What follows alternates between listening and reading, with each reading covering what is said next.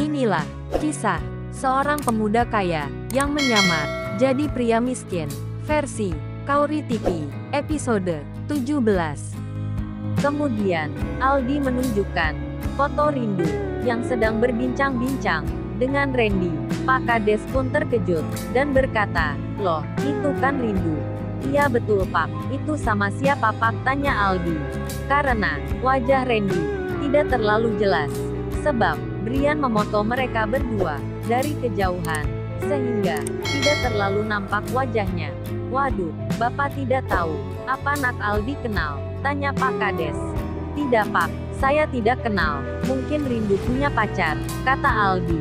"Tidak nak, sepertinya Rindu tidak punya pacar. Tapi faktanya Pak, itu buktinya ada." "Emang Rindu tidak pernah cerita ke Bapak?" tanya Aldi.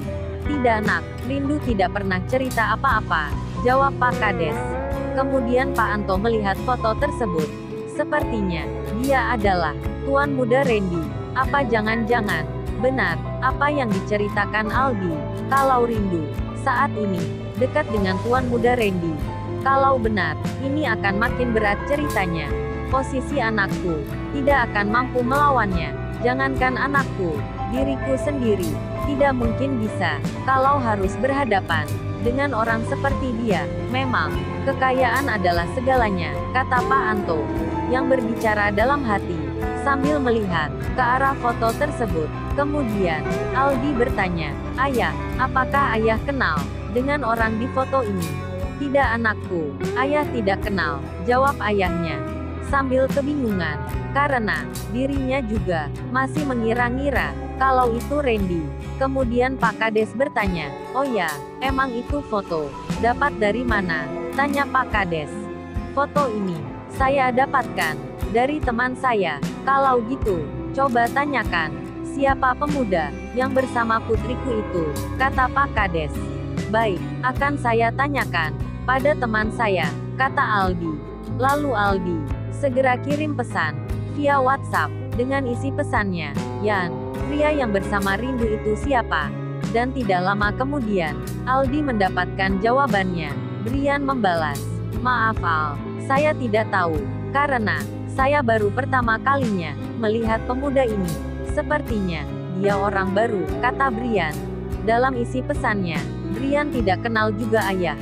"Tapi kayaknya pemuda itu sepertinya orang baru yang berada di desa ini," kata Aldi, yang berbicara dengan ayahnya.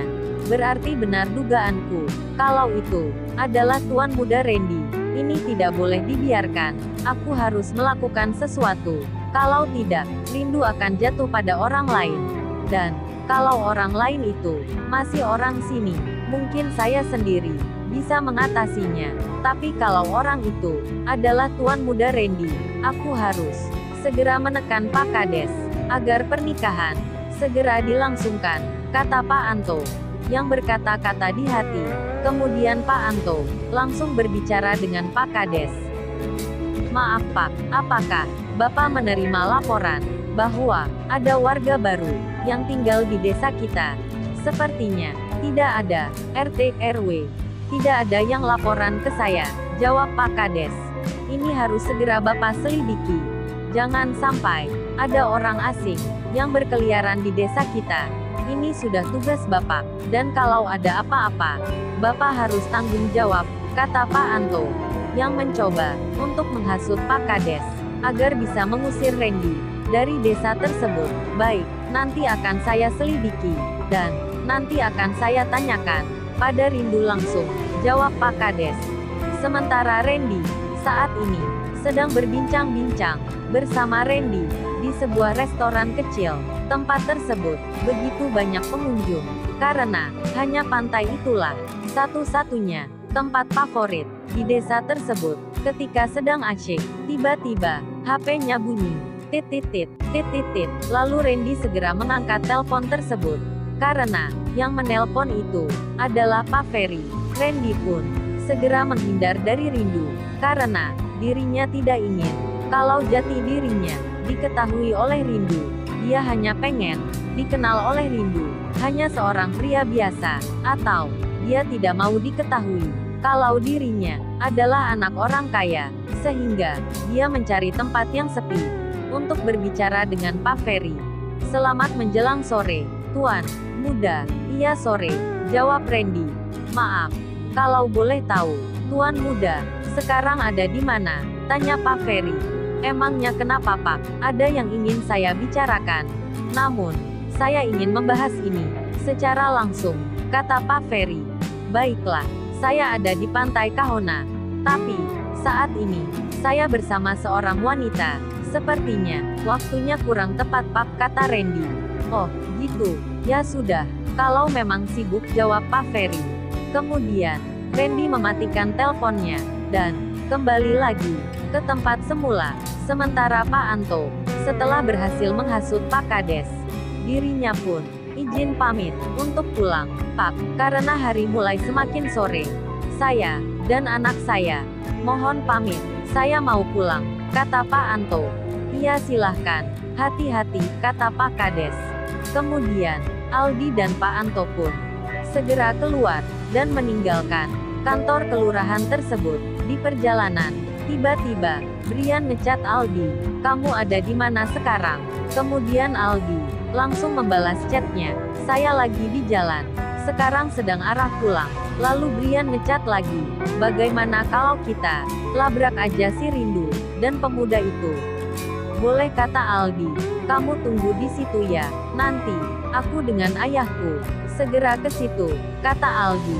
Membalas chat dari Brian, lalu Aldi ngomong sama ayahnya, "Ayah, bagaimana kalau kita labrak pemuda itu?"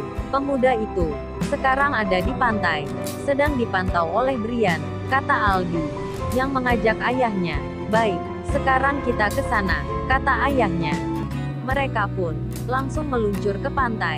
Bagaimana ya, kalau Pak Anto tahu, yang bersama Rindu itu adalah Randy, orang yang sebelumnya telah memberikan sanksi pada dirinya, sehingga dari jabatan manajer turun jadi tukang kebun. Kita saksikan terus ya, untuk kisahnya. Hehehe. Sementara Pak Ferry, dirinya punya firasat tidak enak dengan si Randy. "Perasaanku kenapa ya, kok tidak enak gini? Kenapa kepikiran sama tuan muda terus ya? Ada apa ya?" kata Pak Ferry, yang berkata-kata sendiri. Dirinya merasa tidak enak gitu. Sehingga, dia pun memutuskan pergi ke pantai untuk menemui Randy.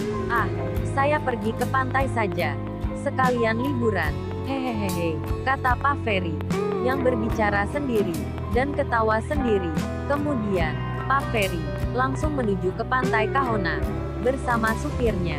Sebab, kalau sendirian, dirinya masih belum tahu dengan daerah tersebut, sehingga setiap pergi kemana-mana, beliau selalu bersama sang supir. "Kamu tahu kan, pantai Kahona di mana?" tanya Pak Ferry, yang bertanya tentang keberadaan pantai Kahona.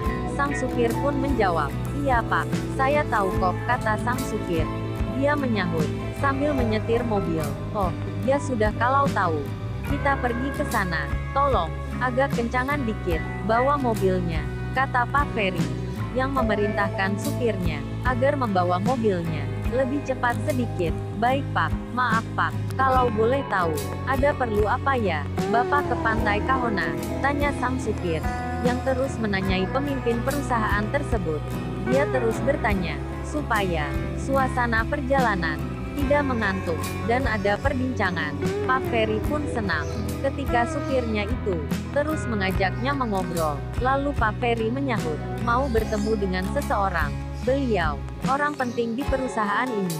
"Oh, gitu. Pasti orangnya sudah tua," kata sang supir, sambil tersenyum ke arahnya. "Kamu salah. Beliau masih muda, tapi sudah sarjana," kata Pak Ferry. "Weh, hebat dong Pak," kata sang supir. "Iya, hebat sekali. Oh ya, nanti kalau kamu bertemu beliau, misalnya ada yang mengganggunya, jangan lupa tolong beliau ya. Soalnya masih terlalu muda. Jadi, dalam hal pengalaman di lapangan, masih belum pandai dalam menyikapi keadaan." "Maksudnya gimana Pak?" tanya sang supir. "Semisal melihat pemuda itu diganggu orang, tolong dibantu. Karena tahu sendiri, spirit pemuda bawaannya emosi dan pengen menang sendiri," kata Pak Ferry. yang bermaksud, anak muda itu selalu gerasak-gerusuk dalam menghadapi suatu masalah. Tidak dipikirkan bagaimana dampaknya ke depan. Lalu sang supir pun menyahut. Baik Pak, jawab sang supir, sambil terus menyetir menuju ke pantai Kahona. Sementara Brian, saat ini, dia masih mengawasi Randy dan Lindu. Dia terus mengikuti kemana langkah kaki Randy dan Lindu. Di saat sedang memandangi Randy, tiba-tiba datang satu buah mobil yang mendekati pantai tersebut, dan Brian pun melihatnya. Itu kan Aldi dan ayahnya, kata Brian, sambil menunjuk ke arah mobil Pak Anto. Kemudian, Brian pun menghampiri mobil tersebut. Selamat sore Om, sapa Brian. Iya sore juga, saut Pak Anto, yang menjawab, masih berada di dalam mobilnya. Kemudian Pak Anto dan Aldi langsung keluar dari mobil tersebut, dan langsung bertanya, mana orang yang membawa Rindu, putri Pak Kades itu?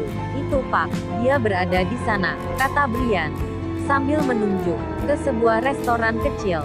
Benar di sana tempatnya, tanya Pak Anto. Betul Pak, berani sekali dia membawa calon menantuku, kata Pak Anto. Ayo ayah, kita langsung labrak ke sana aja, kata Aldi, yang mengajak ayahnya untuk melabrak Randy, yang telah membawa Rindu jalan-jalan ke pantai Kahona.